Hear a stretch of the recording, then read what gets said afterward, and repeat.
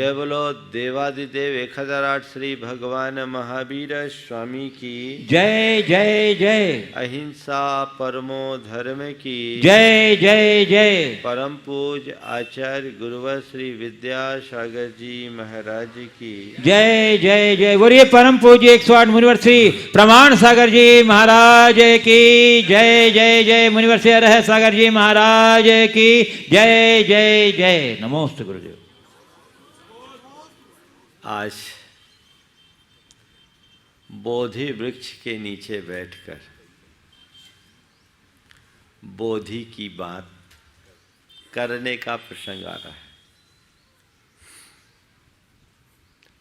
हमारे सभी तीर्थंकर भगवंतों ने वृक्षों के मूल में ही दीक्षा ली और उन्हें वृक्षों के मूल में ही कैवल्य की प्राप्ति हुई।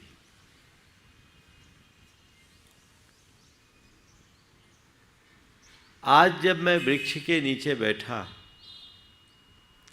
मेरे मन में एक ही बात आ रही है कि यदि हम सबका जीवन वृक्षों जैसा हो जाए तो हमारे जीवन में भी कैवल्य के फूल लग सकते हैं, कैवल्य का फल लग सकता है। ये बीज, ये वृक्ष कैसे बना?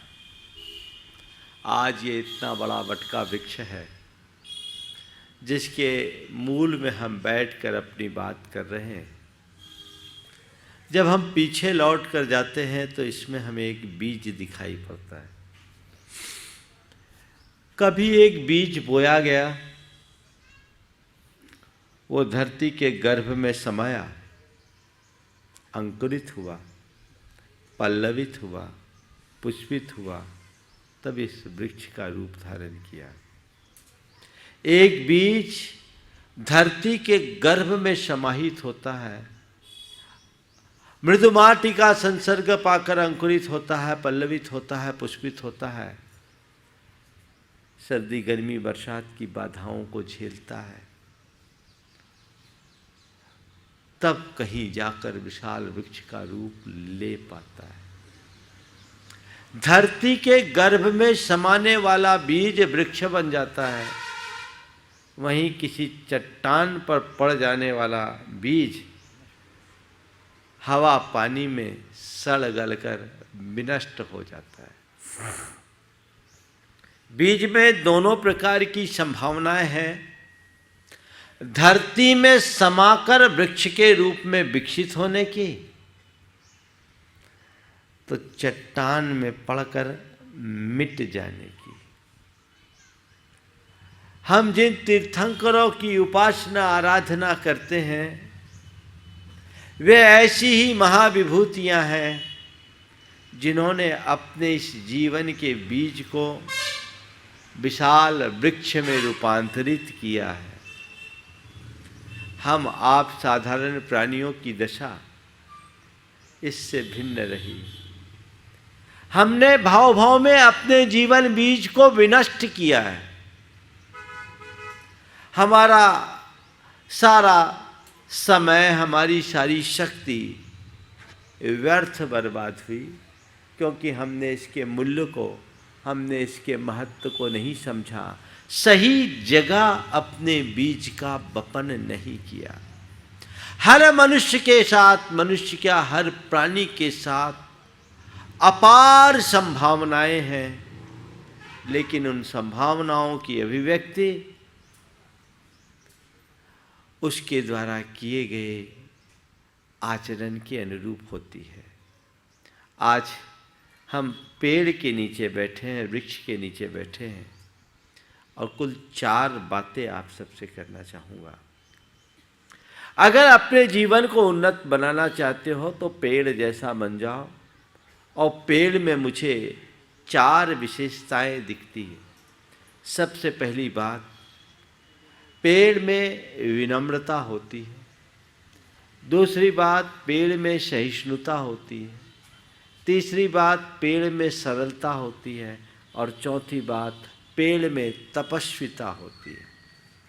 वृक्ष की तरह हमारे अंदर विनम्रता हो, वृक्ष की भांति हमारे भीतर सहिष्णुता सहनशीलता हो, वृक्ष की तरह हमारे अंदर सरलता हो और वृक्ष की तरह हमारे भीतर तपस्विता हो जाए तो हम भी अपने जीवन में कैवल्य का फल प्राप्त कर सकते हैं। आप देखिए वृक्ष का विकास कैसे होता है। जो पेड़ ऊपर उठता है त्यों उसकी जड़ें गहराती है। आज लोग ऊपर उठना तो चाहते हैं, जड़ों को गहराई तक पहुंचाने की कोशिश नहीं कर पाते। दो तरह का विकास है।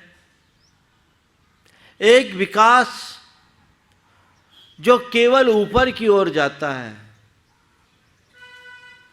वो कभी भी विनाश में परिवर्तित हो सकता है। लेकिन दूसरा विकास जो गहराई से जुड़ा होता है वो हमेशा टिका रहता है। जीवन में विकास करना चाहते हो तो पेड़ों की तरह करो, रेत के टीले की तरह नहीं। आप अगर किसी रेगिस्तान में जाओगे तो अचानक आए हुए आंधी के कारण धूल का एक टीला बन जाता है। पल में देखते ही देखते रेत का विशाल टीला खड़ा हो जाता है, लेकिन अगले झोंके में वो कहाँ नष्ट हो जाए पता ही नहीं लगता, उसका अस्तित्व ही समाप्त हो जाता है। और रेत का टीला बहुत तेजी से बनता है, पर जितनी तेजी से बनता है उतनी तेजी से बिखर भी जाता है। और दूसरी ओर वृक्ष है। वृक्ष जितना ऊपर उठता है उतना ही नीचे गहराता है। ऊंचाइयां छुओ, आकाश की ऊंचाइयां छुओ, लेकिन जमीन से जुड़े रहकर अपने मन को टटोल कर देखो मैं कहाँ हूं। लोग आसमान तो छूते हैं पर जमीन को भूल जाते हैं। जमीन से को भूल जाते हैं, जबकि उन्हें याद रखना चाहिए कि अंत तो सबका जमीन में ही है। सिवाय नाम के बाकी असर निशा से न थे, जमी से दब गए झुकते जो आसमां से न थे। एक दिन जमी दोज होना है। एक सीख लीजिए अपने जीवन में, मैं चाहे कितना भी ऊपर क्यों ना जाऊं, जमीन को कभी नहीं छोड़ूंगा। मुझे जमीन से जुड़े रहना है, विनम्रता को अपने जीवन का आदर्श बनाना है। और पेड़ से हमें विनम्रता का बहुत बड़ा पाठ मिलता है। आप देखते हैं कि कितने भी तेज आंधी आए, हवा आए, पेड़ की शाखा प्रशाखाएं कितनी झुक जाती है, झूमती है। फूल फल लगते हैं तो और अधिक नम हो जाते हैं, होता है। लेकिन पेड़ में एक बात और है, उसका तना हमेशा तना रहता है। तना रहता है, शाखा प्रशाखाएं झूमती है, धरती को चूमती है, लेकिन तना रहता है। अगर तना झुक जाए तो पेड़ उखड़ जाए। इसलिए उसका नाम ही है तना। जो तना रहे वो तना, समझ गए? हाँ, वो सा तना है, सा तना है। तना रहे वो तना नहीं झुकता। बस मैं आपसे विनम्रता का पाठ पढ़ने के लिए केवल इतनी बात कहता हूं, अपने व्यवहार को अत्यंत विनम्र बनाओ और निष्ठा को एकदम तना बनाए रखो, अडिग रखो। निष्ठा को कभी झुकने मत दो, समझ गए?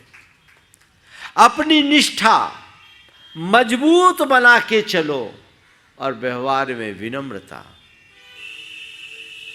जो लोग विनम्रता के नाम पर अपने सिद्धांतों से समझौता कर लेते हैं वो कहीं के नहीं रहते। हमें दो तरह के लोग दिखते हैं, कुछ लोग एकदम अव्यावहारिक होते हैं और कुछ लोग इतने व्यवहारिक बन जाते हैं कि उनका कोई उसूल ही नहीं बचता। दोनों अतियां हैं, इससे बचना चाहिए। तो मेरे निष्ठा और सिद्धांत का तना तना रहे और वो तना भी मेरी जड़ों से जुड़ी रहे, और जुड़ा रहेगा तभी सब कुछ होगा। तो विनम्रता को अपने जीवन का आदर्श बनाइए। चाहे मैं कितनी भी ऊंचाई पर क्यों न पहुंच जाऊं,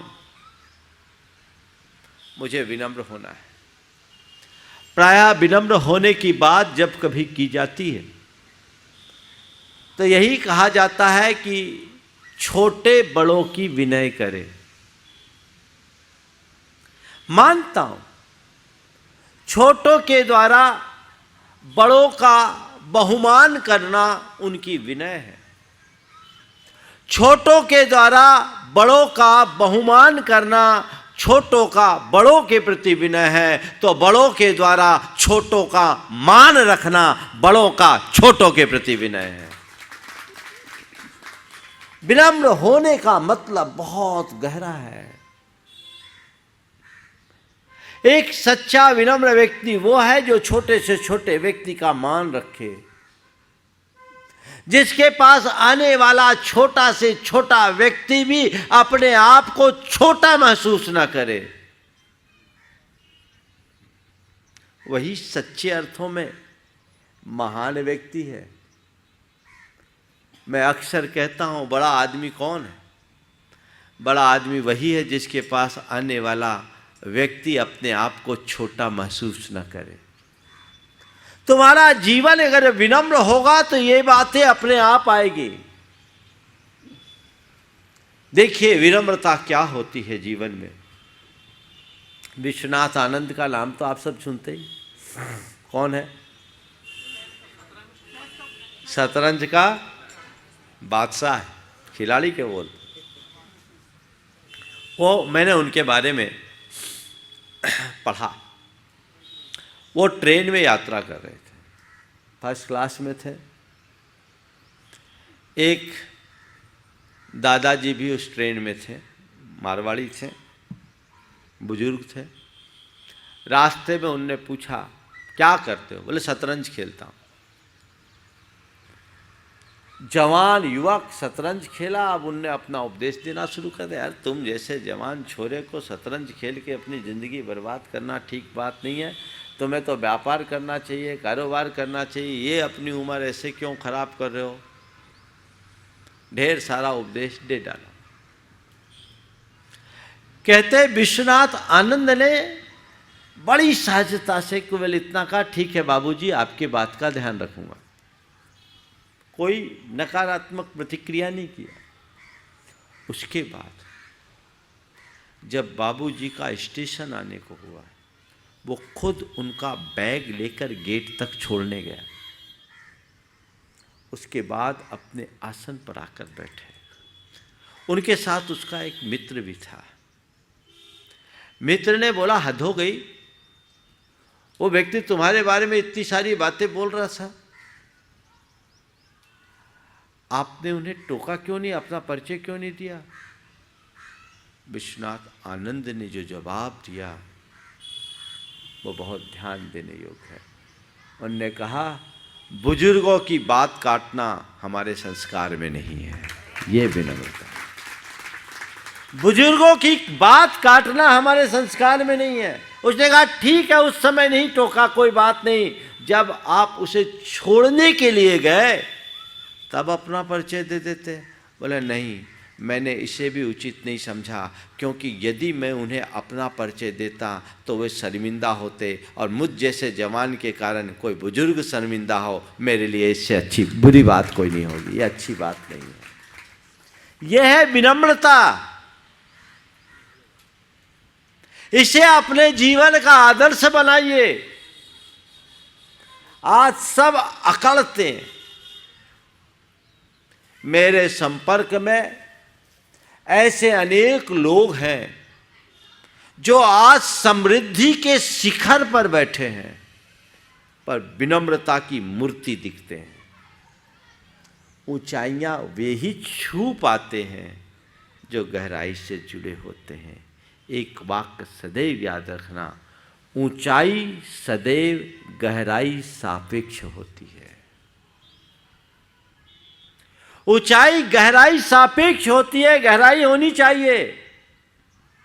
अगर तुम्हें मकान बनाना है तो नींव खोदनी पड़ेगी। हाँ, रेत का घनौंदा बिना नींव के भले बन जाए, कितने देर टिकेगा? पल में धराशायी।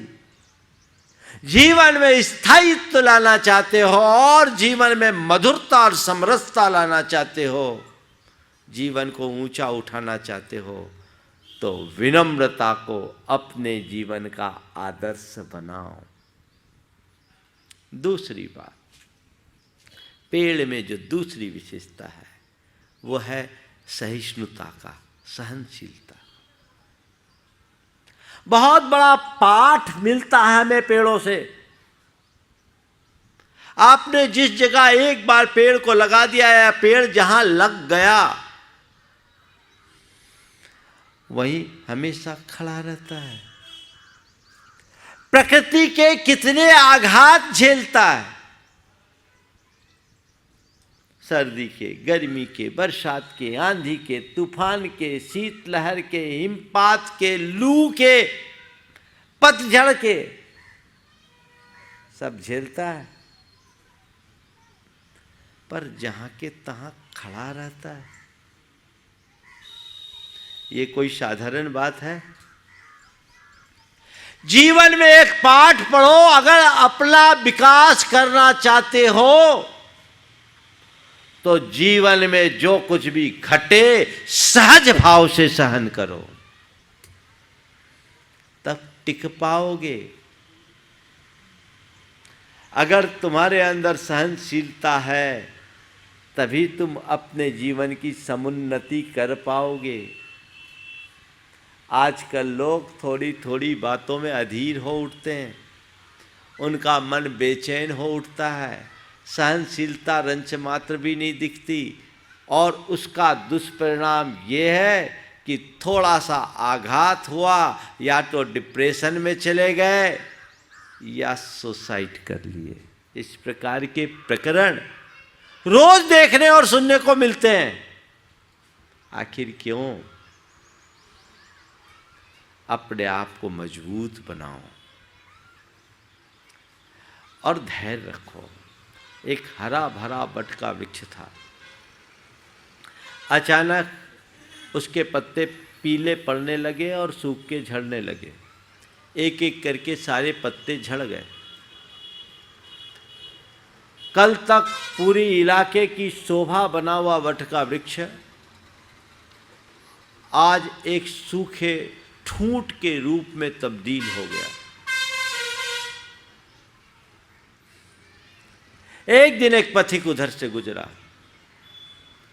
उसने बट वृक्ष की इस दशा को देखकर कहा, भाई बट, कितनी दीनहीन दशा हो गई है तुम्हारी। देखो तो अब तुम्हारी सारी शोभा सुषमा विनष्ट हो गई। न तो अब कोई पक्षी तुम पर बसेरा करते, न ही कोई पथिक तुम्हारे इर्द गिर्द विश्राम करते दिखाई पड़ते। तुम्हें तुम्हारी इस दीनहीन दशा पर तरस नहीं आता। पथिक की बात सुनकर बट मुस्कुराया। पथिक की बात सुनकर बट मुस्कुराया और उसने कहा, ठीक कहते हो मित्र, आज मेरी शोभा सुषमा समाप्त हो गई है, पर मुझे इसका रंच मात्र भी दुख नहीं है। आज भले ही मेरी शोभा सुषमा विनष्ट हो गई, पर मुझे इसका रंच मात्र भी दुख नहीं है। घबराओ नहीं, अभी पतझड़ के दिन हैं, थोड़े दिन रुको, बसंत आएगा और मैं फिर हरा भरा हो जाऊंगा। आज पतझड़ है, कल बसंत आएगा, मैं फिर हरा भरा हो जाऊंगा, क्योंकि मेरी जड़ें गहरी है, आज भी हरी है। बस इतनी सी ही समझ तुम्हारे अंदर होनी चाहिए। पेड़ की तरह अपनी धर्म निष्ठा की जड़ को गहरी बना लो, तो तुम्हारे जीवन में चाहे अर्थाभाव के चाहे कितने भी पतझड़ आए और बीमारी की चाहे जैसी तेज लू चले अथवा अन्य प्रकार की परेशानियों की चाहे जितनी बर्फीली हवाएं भी क्यों न चले, तुम्हारा जीवन वृक्ष सदैव हरा भरा बना रहेगा। घबराना नहीं। अगर तुम्हारी जड़ गहरी है तो पतझड़ के बाद बसंत ही आएगा। सहन करो।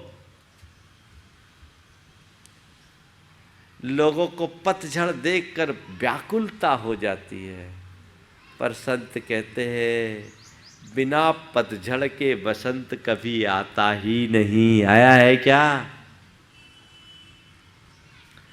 उतना धैर्य चाहिए, वैसी सहन शक्ति चाहिए, उसे अपने भीतर विकसित कीजिए और जीवन को नई ऊंचाई देने का पुरुषार्थ कीजिए। सहनशील बनना है बस। और एक अभ्यास कीजिए। आप किसी वृक्ष के नीचे बैठिए, कुछ देर आंख बंद कीजिए, उसकी ऊर्जा से अपने आप को अभिभूत कीजिए और अपने भीतर सहनशीलता बढ़ानी है तो एक ही वाक्य को बार बार दोहराइए, मुझे सहन करना है, मुझे सहन करना है, मुझे सहन करना है। जो लोग भावना योग करते हैं, अगर वृक्षों के नीचे भावना योग करे तो उनके जीवन में कई गुनी अच्छी अनुभूति होगी। आज भावना योग करना था, प्रकृति ने अपना रूप बदल लिया। चलिए उसका समय आएगा, इसलिए यहाँ हो नहीं सका। रात में वर्षा हो गई, इनकी सारी व्यवस्थाएं धरी रह गई। तो हमने कहा ठीक है, जब योग आएगा तभी होगा। लेकिन इस तरह के भाव अपने भीतर जगाइए। इन वृक्षों के माध्यम से आप अपने जीवन में बड़ा परिवर्तन घटित कर सकते हैं। तीसरी बात, वृक्षों की तरह सरलता। सरलता आप देखते हैं, पेड़ों में पत्थर फेंको तो भी वो तुम्हें मीठे फल देते हैं। है तुम्हारे अंदर ऐसी सरलता कि तुम्हारा बुरा करने वाले के लिए भी तुम अच्छा करो। बोलो महाराज, अच्छा करने वाले का बुरा करने की बात कर दो तो कर ले, लेकिन बुरा करने वाला का अच्छा करना तो हमने सीखा ही नहीं।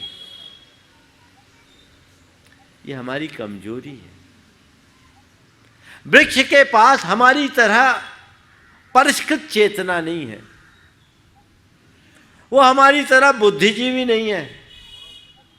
लेकिन बड़े बड़े बुद्धिजीवियों को बहुत बड़ा पाठ इन वृक्षों से मिलता है। अपने जीवन में वो सरलता को उद्घाटित करने का प्रयास हमें करना चाहिए। अगर जीवन सरल होगा, निश्चल होगा, तभी हम अपने जीवन की उन्नति कर सकेंगे। तीर्थंकरों ने अपने जीवन में जो ऊंचाई पाई है वो इसी सरलता के बदौलत पाई है। हम बातें तो बड़ी बड़ी करते हैं, पर सच्चाई अगर देखी जाए तो भगवान के चरणों में जाने के बाद भी अपने हृदय की कुटिलता नहीं छोड़ते। वहाँ भी मन में अनेक प्रकार की जटिलताएं रख कर के चलते हैं। आखिर हमारे जीवन का उद्धार कैसे होगा? मन में सरलता को विकसित कीजिए। जीवन में समरसता और सहजता तभी आएगी, शांति तभी आएगी। हम छोटी छोटी बातों को बहुत छोटे नज़रिए से देखते हैं, हल्के नज़रिए से देखने लगते हैं और उसका परिणाम बहुत बुरा होता है। हमारे अंदर वैसी दृष्टि होनी चाहिए। और चौथी बात, वृक्ष की तरह तपस्वी बनो। सहन करने वाला ही तपस्वी बनता है। और देखो वृक्ष की विशेषता, खुद धूप खाकर जनता को, धरती को छाया देता है। अपने अंदर ऐसा भाव विकसित करिए कि मुझे अपना जीवन एक तपस्वी की तरह जीना है। तपस्या करने का मतलब क्या है? जब कभी भी तपस्या करने की बात आती है तो हमारे सामने एक ही बात आती है, खाना पीना छोड़ना, त्याग करना तपस्या है, उपवास करना तपस्या है, धूप में बैठना तपस्या है, एक स्थान पर बैठे रहना तपस्या है। ये सब तो तपस्या के बड़े बाहरी रूप हैं। तपस्या क्या है? मन की प्रसन्नता को टिकाए रखना ही सबसे बड़ी तपस्या है।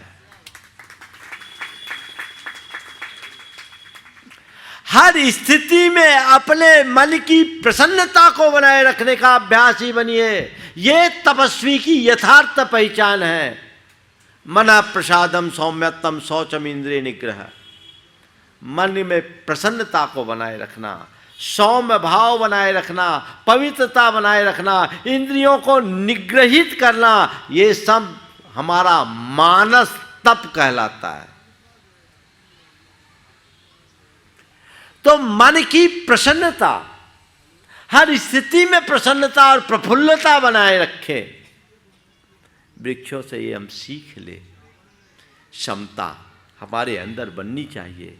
आज लोग पल में प्रसन्न होते हैं, पल में खिन्न हो जाते हैं। कैसे जीवन आगे बढ़ेगा? हम तीर्थंकरों जैसे ऊंचाई को जब प्राप्त करें तब करें, पर कम से कम हम उनके अनुयायी बने हैं तो कम से कम उनके अनुयायी जैसे तो बन जाए। अपने अंदर ये भाव जगना चाहिए। छोटी छोटी बातों में जिस व्यक्ति का चित्त उद्वेलित होता है वह जीवन में कभी सुखी नहीं हो सकता। अपने अंदर ये सब बातें घटित करने का अभ्यास बढ़ाना होगा, तभी आप जीवन का रस ले पाएंगे। अन्यथा हमारा संपूर्ण जीवन यूं ही व्यर्थ होकर बर्बाद हो जाएगा, हम हासिल कुछ भी नहीं कर पाएंगे। तो ये बातें हमारे अंतरंग में घटित हो, हम अपने जीवन का सही लाभ लें। चूँकि आज तीर्थंकर उद्यान में बैठ करके इस प्रवचन की बात चल रही है, तो कुछ बातें इन वृक्षों के संदर्भ में भी मैं कहना चाहूँगा। आज सबसे बड़ी आवश्यकता है वृक्षों को संरक्षित करने की। इसका खूब खूब प्रचार हो। भाई सब वृक्षों का नाम डिटेल दे दो, लोगों को दिखा दो 24 के 24 का। देश भर के लोगों से मैं एक बात कहना चाहता हूँ, हम वृक्षों को लगाएं, अधिक से अधिक संख्या में लगाएं और अपनी सांस्कृतिक पहचान को बनाए रखने के लिए कम से कम 24 तीर्थंकरों के दीक्षा वृक्ष या बोधि वृक्षों को जरूर संरक्षित करें, क्योंकि इनमें से कई वृक्ष बहुत दुर्लभ हो गए। जय कुमार जी को उसको एकत्रित करने में सालों लग गए। इन्हें जगह जगह लगाइए। आप अपने निजी परिसरों में भी इन वृक्षों को लगा सकते हैं। कम से कम इसी बहाने अपने तीर्थंकर भगवंतों को तो याद करोगे। इन वृक्षों का कितना बड़ा उपकार है कि इनके नीचे हमारे तीर्थंकरों को केवल ज्ञान हुआ। आप देखिए, जैन परंपरा में तीर्थंकरों के मस्तक पर एक वृक्ष होता है हमेशा, जहाँ वो उपदेश देते हैं। तीर्थंकर भगवान समोसरण में उपदेश देते हैं और कहाँ बैठ कर देते हैं? उनके मस्तक पर क्या होता है? अशोक वृक्ष। ये आदिनाथ भगवान का अशोक वृक्ष है, उनके पादमूल में बैठा हो।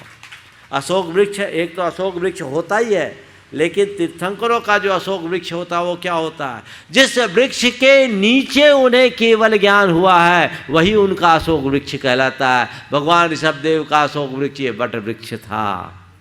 इन्हें अशोक वृक्ष क्यों कहा गया? जिसके देखने मात्र से लोगों का शोक मिट जाए, उसका नाम अशोक वृक्ष है। शोक संताप को मिटाने वाला। तो वृक्षों को संरक्षित कीजिए, पेड़ों को लगाने का अभ्यास कीजिए और इस प्रकार के पेड़ों को विशेष रूप से लगाइए। जगह जगह लोगों को तीर्थंकर उद्यान बनाना चाहिए, हमारे धर्म क्षेत्रों में तीर्थंकर उद्यान बनाना चाहिए और लोगों को अपने निजी परिसरों में भी ऐसे वृक्ष लगाना चाहिए। और इसके लिए पूरा विवरण जय कुमार जी ने बहुत परिश्रम करके एक पुस्तक तैयार की है, उस पुस्तक के माध्यम से लोगों को प्राप्त कर लेना चाहिए। वो उसे ले और अधिक से अधिक इनका प्रयोग करने की कोशिश करे, तो हम आने वाली पीढ़ियों को बहुत कुछ बोध दे सकेंगे। कल एक भाव व्यक्त किया था मैंने कि इन वृक्षों में हमने वृक्षों को विकसित कर लिया और 15-16 सालों में ये वृक्ष बहुत विकसित भी हो गए। ऐसा कुछ करे कि हम तीर्थंकरों के जीवन वृत्त को भी मॉडर्न टेक्नोलॉजी के माध्यम से जान सके। यहाँ की चर्चा के बाद मैंने जब इसके विशेषज्ञों से बात की तो अभी इसका पूरा प्राक्कलन हो रहा है, एस्टिमेट बन रहा है, इसमें थोड़ा समय लगेगा। 1-2 तकनीकी बाधा भी उसमें है, क्योंकि जब इन वृक्षों के नीचे हम उन तीर्थंकर के भगवंतों के जीवन वृत्त को दर्शाएंगे तो इनके नीचे एक एक पेवेलियन बनाना होगा। उसके लिए वृक्षों को, कुछ वृक्ष जो छोटे हैं उन्हें बड़े होने तक प्रतीक्षा करनी होगी, 1-2 दिन और लगेंगे। लेकिन बहुत लोगों ने अपनी अपनी स्वीकृतियाँ भी भेज दी, बाहर से भी खबरें आ गई। एक कोचीन से, किनका, महेंद्र जी काला का, हाँ गुलायतन के शिरोमणि संरक्षक है, उन्होंने यहाँ से सुनते ही रमेश जी के पास खबर कर दी कि मेरे वृक्ष आरक्षित कर लेना, 24 तो चुटकियों में हो जाएंगे, कल तक इसका पूरा स्वरूप बन जाएगा। ये मौका जिसे मिले वो चूकना मत, ये ध्यान रखना। हमारे सारे कार्यक्रम अंतर्राष्ट्रीय होते हैं, तुम लोग देखते रह जाओगे, दूसरे ले जाएंगे, इसलिए ये मौका है। और दूसरी बस केवल बाधा ये है कि आसपास पेड़ होने के कारण आवाज़ों में बाधा ना आ जाए। अगर ये यहाँ जैसा मैं सोचता हूँ वैसा दृष्टिगत होगा तो सतना में ये कार्यक्रम अवश्य होगा। अभी भाव है, क्योंकि ऐसा लगता है ये कार्यक्रम तो 24 एकड़ ज़मीन में होना चाहिए। ये छोटी सी जगह है, लेकिन जब संयोग होगा वो होगा, जरूर होगा। भाव आया है तो उसकी पूर्ति होगी, और वो 2D नहीं 3D में होगी, एक अद्भुत चीज़ बनेगी। जहाँ भी हो, जहाँ लोग आकर के देख सके, ये सौभाग्य सतना को मिलेगा तो सतना के लिए बहुत गौरव का विषय होगा। कल मैंने जन्मदिन और अन्य मांगलिक अवसरों पर यहाँ पर गौशाला के लिए सहयोग देने के लिए आगे आने की बात की थी। बहुत सारे लोग आगे आए, इसमें कहीं पीछे मत होना। अभी लोगों ने 1-1 दिन का नाम दिया है, 1-1 दिन का नाम से काम नहीं चलेगा। जितने लोगों के नाम आए, मैं उन सबसे कहना चाहता हूँ, अपने घर के जितने बच्चे हैं कम से कम उतने दिन तो जरूर करो, ताकि वे दीर्घायुष को हो। हमारे शास्त्रों में ऐसा कहा गया है कि जो अभय दान करता उसकी मृत्यु टलती है। जन्मदिन मनाओ, बर्थडे मत मनाओ। अपने बच्चों का जन्मदिन गौशाला में आकर मनाओ। मैं गौशाला कमेटी से कहता हूँ एक ऐसी व्यवस्था बनाओ, लाइन लग जाएगी, 365 के 730 हो जाएंगे। जैसा मैं बोल रहा हूँ वैसा आपको करना है। कमेटी जिम्मेदारी से इस काम को करे।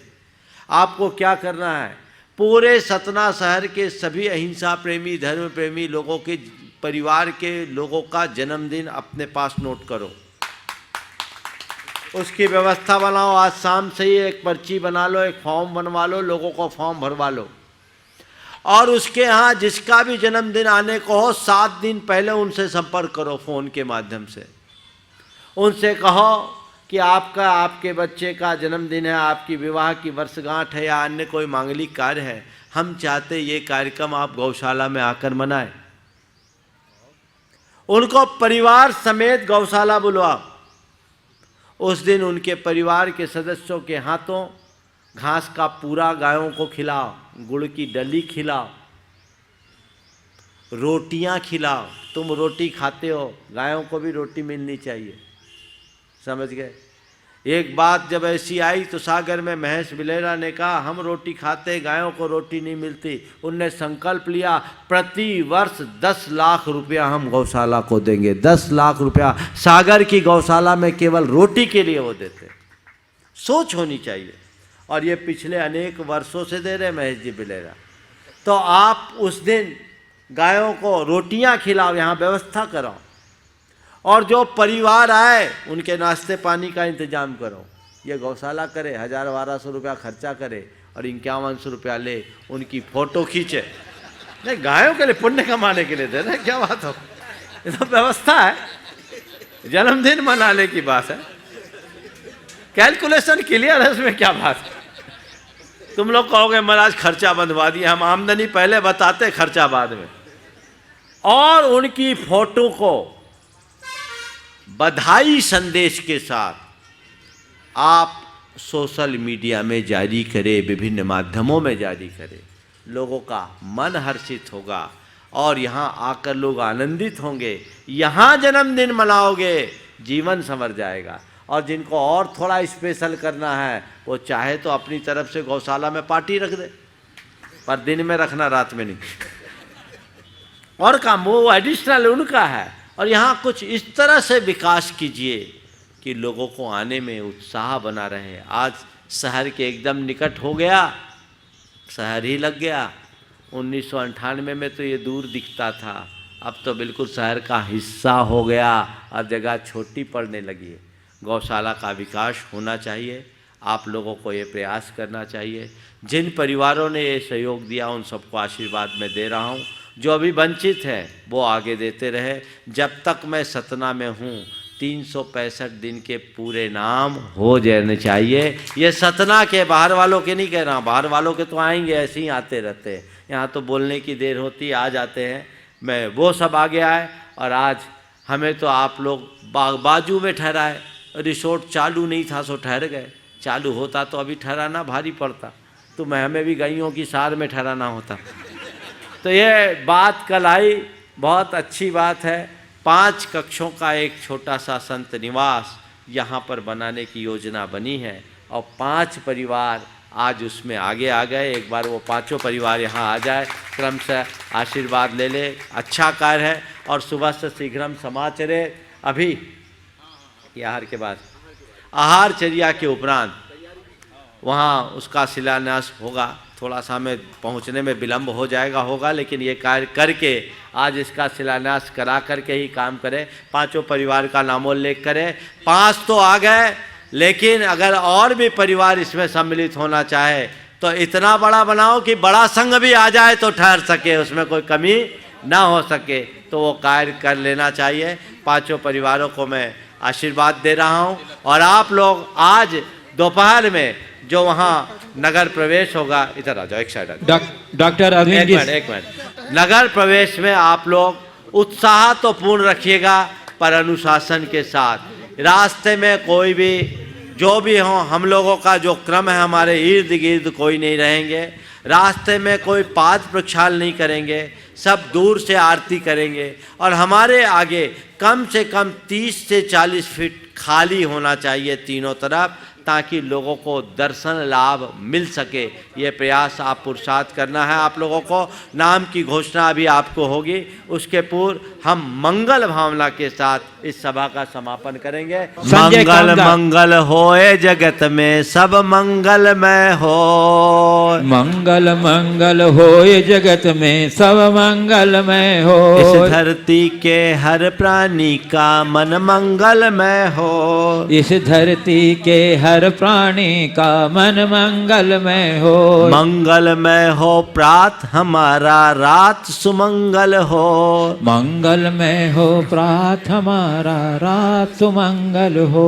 जीवन के हर पल हर क्षण की बात सुमंगल हो, जीवन के हर पल हर क्षण की बात सुमंगल हो। घर घर में मंगल छा जावे, जन जन मंगल हो, घर घर में मंगल छा जावे, जन जन मंगल हो। इस धरती का कन कन पावन ओ मंगलमय हो, इस धरती का कण कण पावन ओ मंगलमय हो। मंगल मंगल होए जगत में सब मंगलमय हो, मंगल मंगल होए जगत में सब मंगलमय हो। इस धरती के हर प्राणी का मन मंगलमय हो, इस धरती के हर प्राणी का मन मंगलमय हो। जय बोलो परम पूज्य आचार्य गुरुवर श्री विद्यासागर जी महाराज की।